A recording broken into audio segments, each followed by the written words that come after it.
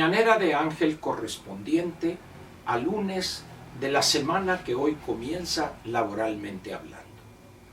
Lunes 7 de marzo del año 2022.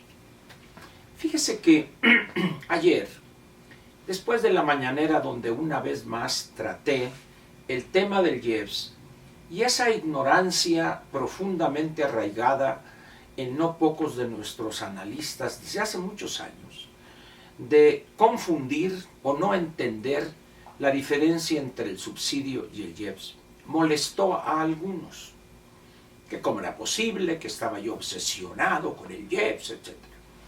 Tuve a bien subir 2 o 3 tweets donde intenté hacer ver que el caso del IEPS es un instrumento muy interesante para darnos cuenta del desorden y el desastre que es el manejo de las finanzas públicas y en consecuencia el uso de los recursos públicos. Sin embargo, dice uno, bueno, pues hay personas que prefieren escuchar, digo ahorita no digo de fútbol por esta tragedia en Querétaro, que quizá luego comentemos un poco al respecto, pero que se niegan a entender que la gravedad de la situación hoy es increíblemente elevada. Y el IEPS es un buen instrumento para darse cuenta de eso. Mire, ayer estuve siguiendo el comportamiento de los 2 crudos marcadores que nos interesan en México, el West Texas Intermediate y el Brent. Hubo un momento en que rozaron los $140 y ya más tarde los 125 y 128, 129 dólares. Al margen de cuál sea el monto o el precio del barril de cada uno de esos crudos marcadores hoy lunes, lo que le puedo decir ya es que esa estupidez del disque estímulo de 80 centavos, 87 centavos para el litro de gasolina verde, ya no sirvió absolutamente para maldita sea la cosa. Eso es lo que yo pretendía mostrar con el comentar sobre el IEPS en los últimos días. El problema no está ahí en el IEPS. Pueden obviar su cobro, que es lo que han hecho, abdican de cobrar, pero eso no enfrenta el problema. ¿Qué va a hacer el gobierno? El viernes, el barril de la mezcla mexicana de petróleo se cotizó en $110.52, si no estoy equivocado. Déjeme ver el número. Efectivamente, $110.02.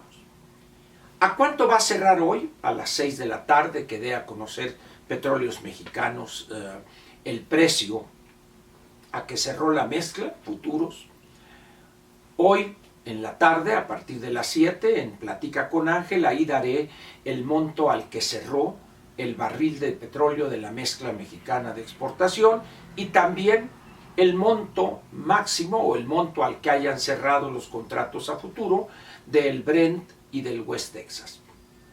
Pero repito, la consecuencia de eso que estuvimos viendo ayer es que la Secretaría de Hacienda y en consecuencia el gobierno federal no tiene la menor idea del problema que significa Petróleos Mexicanos.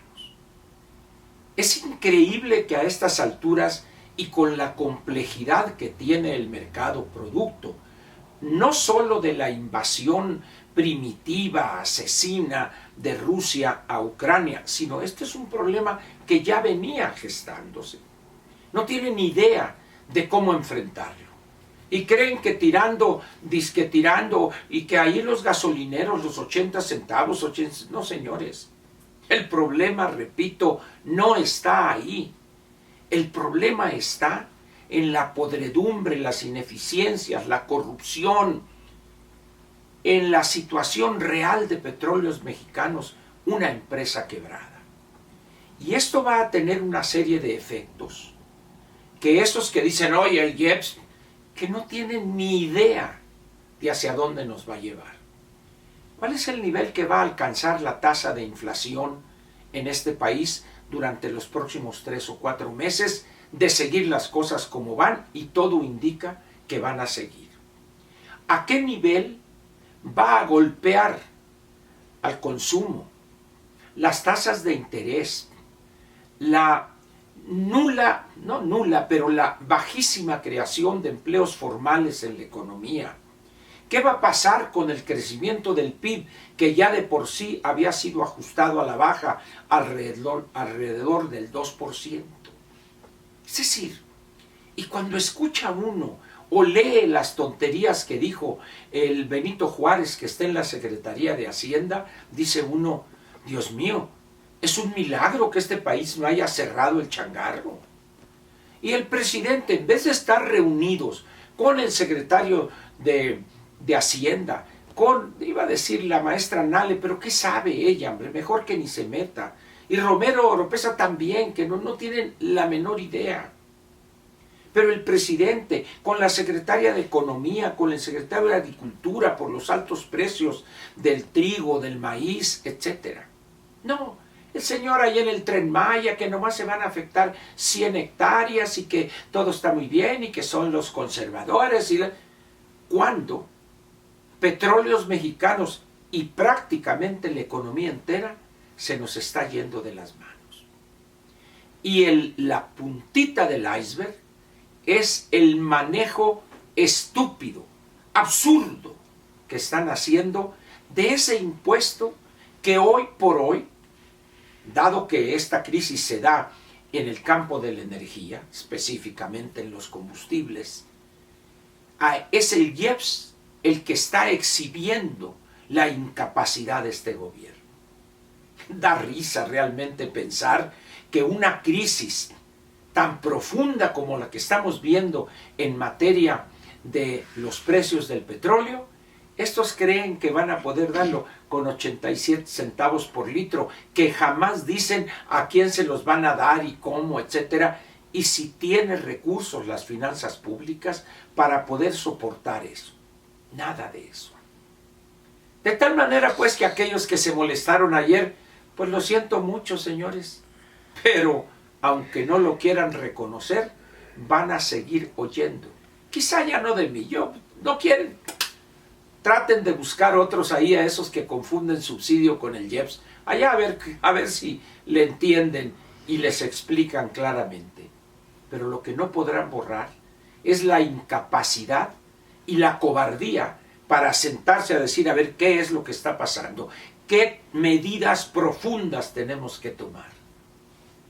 Aquellos que minimicen o pretendan reducir a la nada la crisis que estamos enfrentando en materia de finanzas públicas, en materia del uso de los recursos que capta el erario, disminuidos ya y que van a seguir disminuyendo, se van a llevar sorpresas sumamente desagradables. ¿Qué va a pasar con todas esas personas que no puedan pagar ni siquiera los intereses de los créditos que tienen vigentes, de los saldos vigentes? ¿Qué va a pasar con aquellos que sigan sin poder contratarse, de recuperar un empleo, así sea mal pagado, ni de lejos el mismo sueldo que obtenían antes de la pandemia, por ejemplo? ¿Qué va a pasar? Y Hacienda y el gobierno federal, con esto vamos a...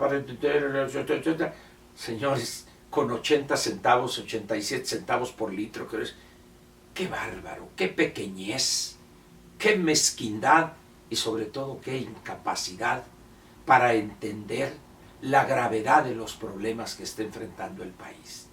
¿Y por qué especifico en el país? Porque me dirán, oye Ángel, todos, sí, pero digo el país por la conducción errática y cobarde e incapaz en materia de la gobernación ante problemas cuya magnitud ni siquiera alcanzan a vislumbrar.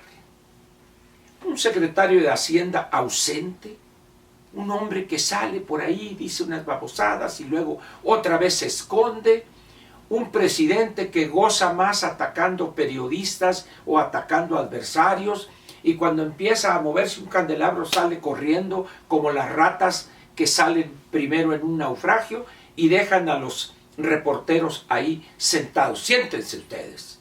Y ellos, cobardes, agachones, en vez de decir usted se va no sé a dónde, y nosotros también salimos corriendo. Esa es la imagen del país. Esa es la imagen del presidente que primero salió el que bañaba a los gatos de Monsiváis, Jesús Ramírez, y luego sale el presidente atrás de él, pero en zumba. Esa es la imagen de este gobierno que dijo que iba a lograr una cuarta transformación. ¿Qué tragedia en verdad ha construido este gobierno? Y lo peor es que ni siquiera tienen idea de lo profundo de la crisis económica y política que han construido con un celo digno de mejor causa. A muchos les molesta que toque lo del IEPS. No se preocupen.